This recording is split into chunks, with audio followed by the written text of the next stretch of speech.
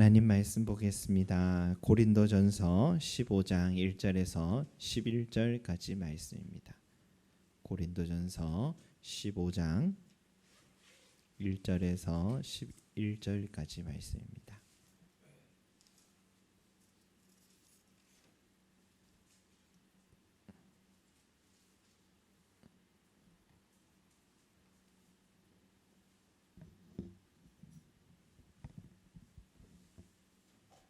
자신 줄 알고 제가 앉아 여러분 한 절 교독하겠습니다.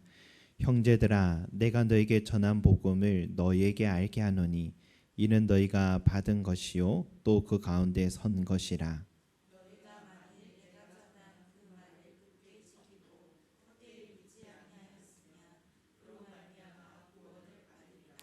내가 받은 것을 먼저 너희에게 전하였노니 이는 성경대로 그리스도께서 우리 죄를 위하여 죽으시고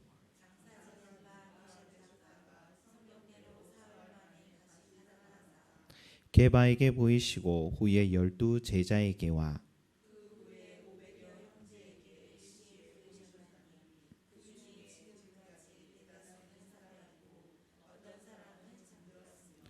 그 후에 야고보에게 보이셨으며 그 후에 모든 사도에게와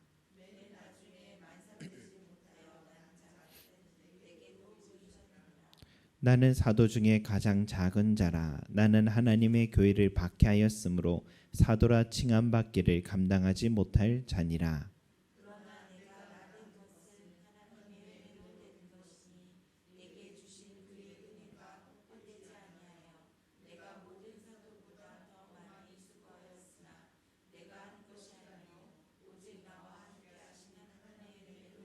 다 같이 그러므로 나나 그들이나 이같이 전파함에 너희도 이같이 믿었느니라. 아멘.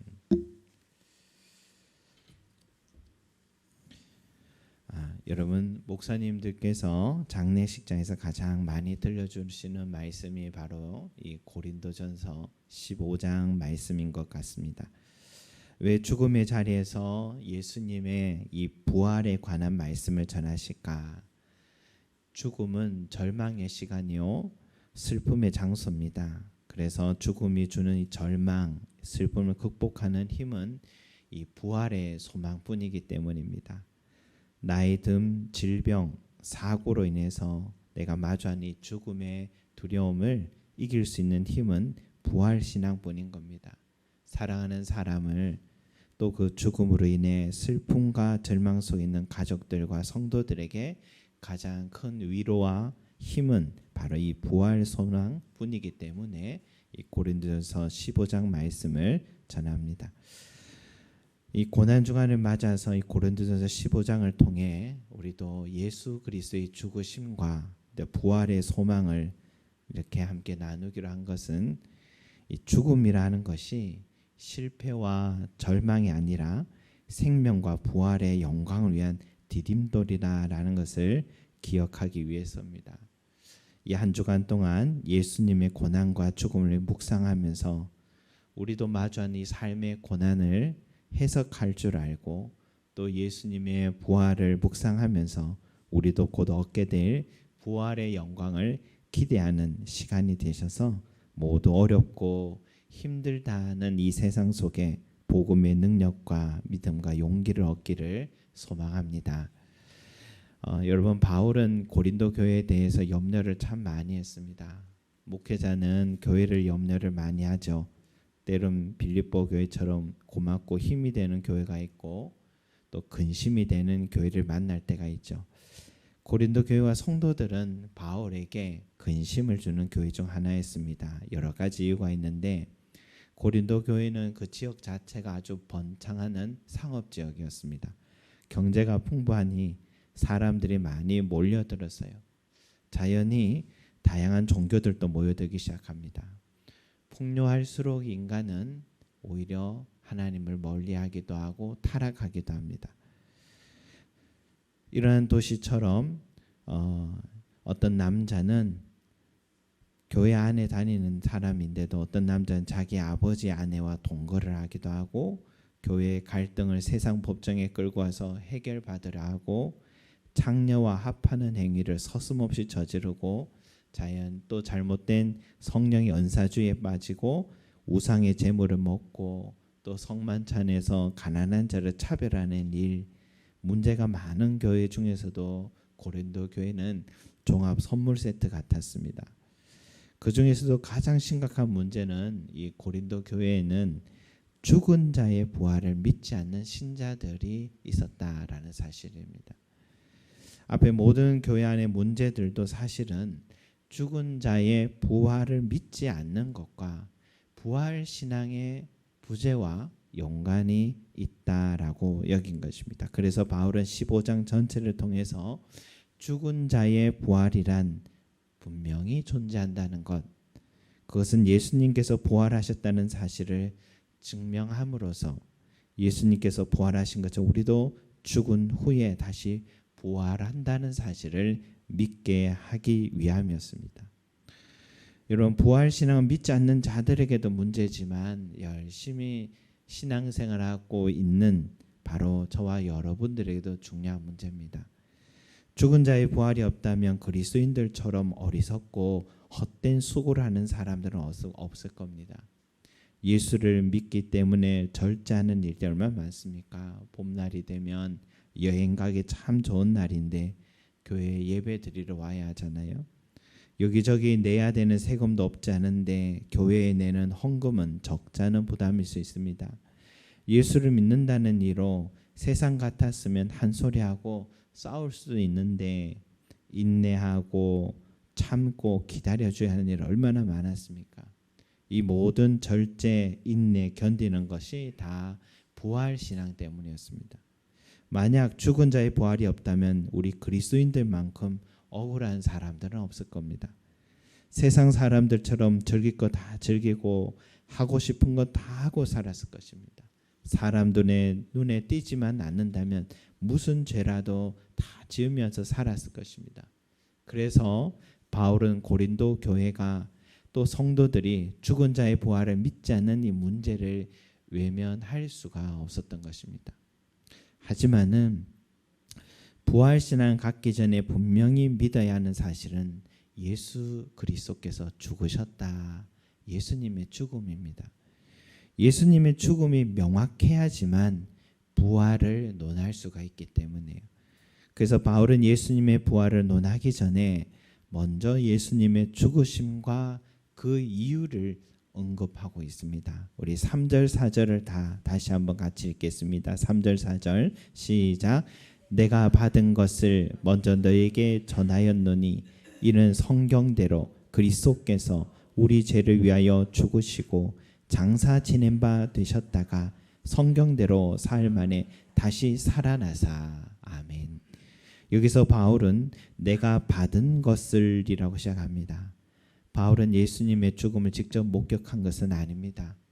예수님의 분명한 죽음은 제자들과 여러 통로를 통해 전해 들었지 자신이 확인한 것은 아니기에 내가 받은 것을이라고 표현하고 있습니다.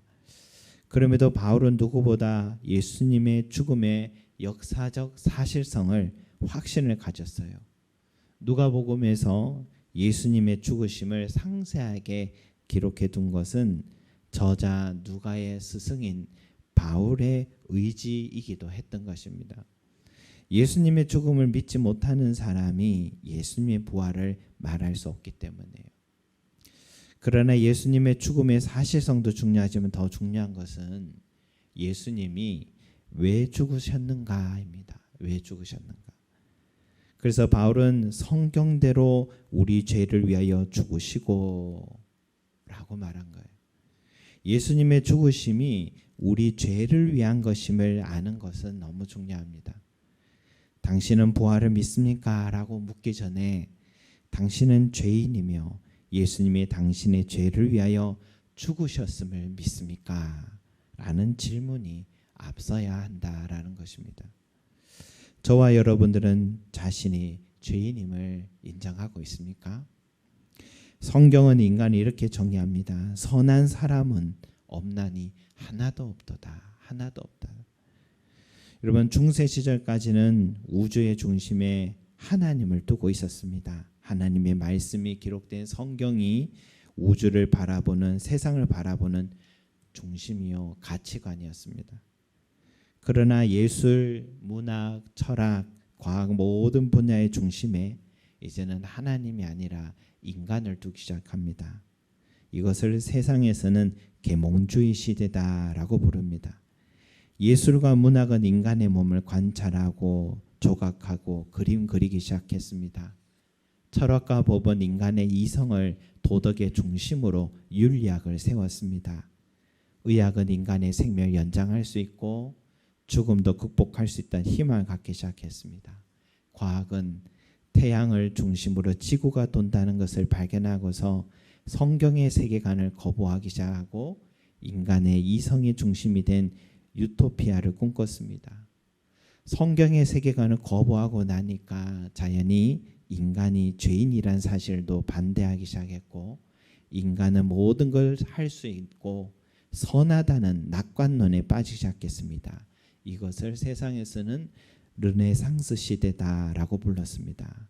그러다가 세계대전이 일어났어요.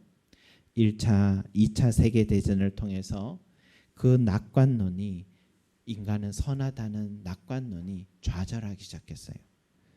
전쟁은 인간이 죄인임을 증명하기 시작했습니다.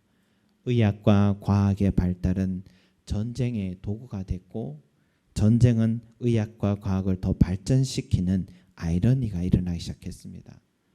독일처럼 이성을 자랑하던 민족이 전쟁을 일으키고 무자비한 악행을 저질렀고 그렇게 인간을 찬양하던 예술과 문학과 신학과 철학은 혼란에 빠져서 꿀먹은 벙어리가 되어버렸습니다. 냉전 시대가 지난 지금은 어떤 시대입니까? 인간은 성숙하고 발전했다고 우리는 이 시대, 우리 자신과 이 시대를 보면서 담대하게 말할 수 있겠습니까? 세상은 좀 더 진일보했습니다. 말할 수 있겠습니까, 여러분? 이런 이야기를 하면 세상 사람들은 왜 성경은 인간을 죄인이라고 인간에 대해 어두운 면만 보냐?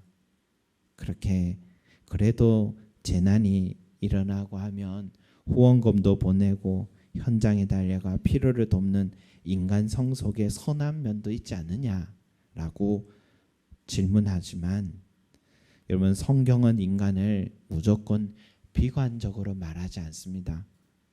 처음 인간을 만드는 과정은 하나님은 인간을 선하고 자유로운 존재로 만드셨다고 기록하고 있습니다. 그러나 그 선함은 조건이 하나 있습니다. 하나님과의 관계, 즉 언약 안에 지키고 있을 때라는 겁니다. 그러나 처음 인간은 불순종으로 하나님과 언약을 깨뜨렸고 하나님과의 관계는 죄로 인해 멀어지게 된 거예요. 생명은 하나님 안에서만 가질 수 있는데 하나님과의 관계가 멀어지니 육은 살아있어도 이미 죽은 자가 된 것입니다. 일그러진 하나님 형상을 갖고서 일그러진 인간성을 갖고서 이제 세상을 살아가고 있는 겁니다. 하지만 하나님은 죄로 인해 죽게 된 인간을 살리는 길과 하나님의 형상을 회복하는 길을 마련하셨어요. 그것이 바로 하나밖에 없는 아들의 죽음입니다. 아들의 죽음으로 아들의 희생제물로 우리 인간을 살리기로 결심하신 것입니다. 성경의 하나님이 인간을 비관적으로 바라보았다면 그것은 오해입니다. 하나밖에 없는 아들을 내놓기까지 사랑한 세상이고 인간이었습니다. 그 예수님의 죽으심으로 인해서 그를 믿는 모든 자에게는 죄를 깨끗하게 씻겨주시고 의롭다 인정해 주셨고 영원히 죽지 않는 영생도 얻게 하셨습니다. 이것에 대해 이사야 선지자는 이렇게 말합니다. 그가 찔림은 우리의 허물 때문이요 그가 상함은 우리의 죄악 때문이라. 그가 징계를 받음으로 우리는 평안을 누리고 그가 채찍에 맞음으로 우리는 나음을 받았도다. 우리는 다 양 같아서 그릇 행하여 각기 제 길로 갔거늘 여호와께서는 우리 모두의 죄악을 그에게 담당시키셨도다. 여러분 이것이 하나님이 우리를 사랑하셔서 우리를 포기할 수 없어서 마련한 길이었습니다. 그뿐 아닙니다. 하나님과의 관계가 회복됨으로 일그러진 하나님의 형상이 다시 회복되게 하셨습니다. 인간에 대한 낙관은, 인간에 대한 희망은 바로 여기서부터 시작되는 것입니다. 하나님을 떠난 인간의 모습에서가 아니라 하나님 안에 있는 인간에게 낙관을 찾는 것이 성경이 말하는 인간인 것입니다. 초대교회에서 예수 그리스도를 믿고 하나님 형상이 회복된 인간성을 우리는 발견할 수가 있어요. 사도행전 2장 44절 46절에 이런 말씀이 있습니다. 믿는 사람이 다 함께 있어 모든 물건을 서로 통용하고 또 재산과 소유를 팔아 각 사람의 필요를 따라 나눠주며 날마다 마음을 같이하여 성전에 모이기를 힘쓰고 집에서 떡을 떼며 기쁨과 순전한 마음으로 음식을 먹었더라 라고 말씀이 나와요. 요즘 재미있는 것은 미국의 모습입니다. 자국민을 위한 정책을 펼치겠다 하는데 자국민들이 불안해서 마트마다 비상식품과 휴지들을 사재기 하고 있다 합니다. 위기에 대처하겠다며 자기 살 길을 찾겠다라고 말하고 있습니다. 여러분 2000년 전에는 더 먹고 살기 힘든 시절에 지금보다 훨씬 불안정한 사회 분위기였지만 초대교회 안에는 가난한 신자들이 많았지만 가진 자들은 자기 집에서 먹을 것과 입을 것을 가져와서 가난한 자들을 위해 나눠 먹고 베푸는 생활을 시작했습니다. 성전에 모이기를 힘썼다라는 것은 그들이 하나님 안에 있었다라는 뜻입니다. 하나님 안에 있을 때 인간은 선을 베풀 수 있음을, 선한 모습을 보여질 수 있음을 말해주는 대목입니다. 사랑하는 성도 여러분, 내 인생에 실패하고 우리 가족이 길바닥에 나앉아야 할 상황에 누군가 내게 손 내밀어줘서 일할 수 있고 우리 가족이 먹고 살 수 있게 되었다라면 그 은혜는 우리도 평생 잊지 못하잖아요.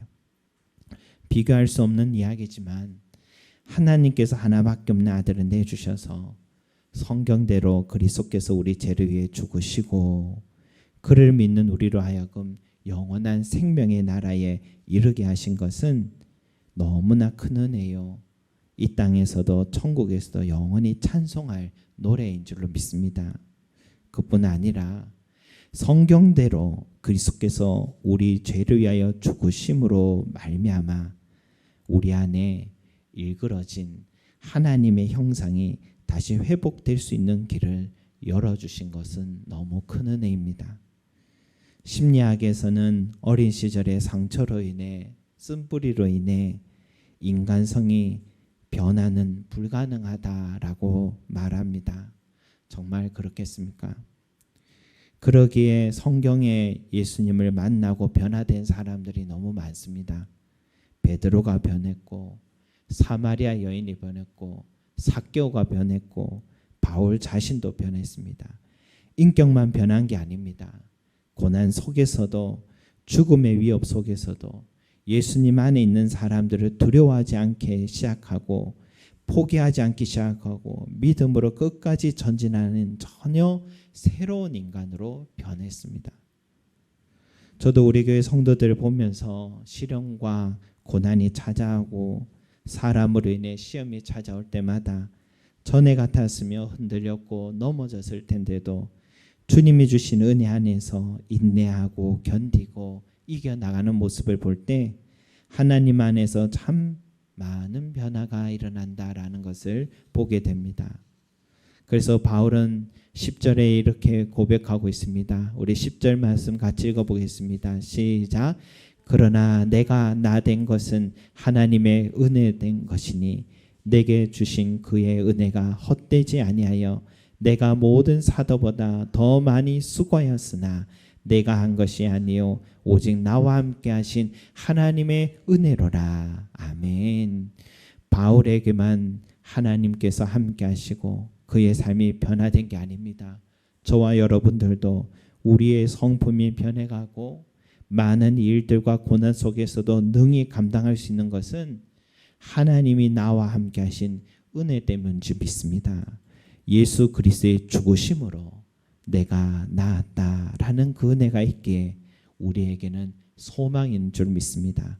여러분, 그래서 나의 연약함을 볼 때 실망하지 말고, 또 다른 형제의 연약함을 볼 때에 실망하지 말고, 하나님의 은혜로 분명히 온전한 형상으로 우리가 회복될 것이고, 하나님께서 귀하게 쓰임받는 인생으로 사용될 것임을 믿으면서 우리 인간은 하나님 안에서만 소망이 있고 또 기억하고 그 은혜를 바라보며 믿음으로 달려가는 저와 여러분이 되시기를 소망합니다. 기도드리겠습니다. 사랑과 은혜가 풍성하신 우리 아버지 하나님, 우리 자신을 볼 때에 또한 사람들을 볼 때에 연약한 모습을 볼 때에 왜 사람은 변하지 않는가 하고 낙심하고 실망할 때가 있지만, 그러나 예수 그리스도께서 죽으심으로 말미암아서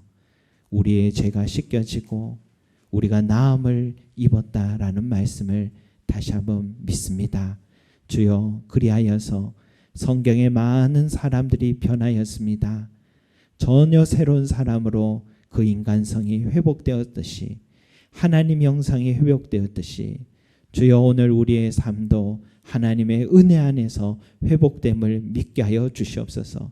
그리고 나의 삶 속에 어떤 상황 속에 있다 할지라도 인내하며 견디며 믿음으로 승리하며 나아가게 됨을 믿게 하여 주시옵소서. 또한 우리 성도 서로들 간에도 하나님이여 서로를 이렇게 하나님 안에서만 변화된다는 것을 믿게 하여 주셔서 모두 다 주 안에서 성장하고 성숙하고 또 기다려줄 줄 아는 믿음으로 주님 바라보며 서로를 세워주고 사랑하는 아름다운 공동체가 될 수 있도록 우리를 축복해 주시옵소서. 예수 그리스도께서 나의 죄를 위해 죽으셨음을 오늘 다시 한번 기억하며 주여 안에서 소망을 갖고 걸어가는 오늘 하루가 되기를 간절히 소망합니다. 감사드리며 예수 그리스도 이름으로 기도드립니다. 아멘.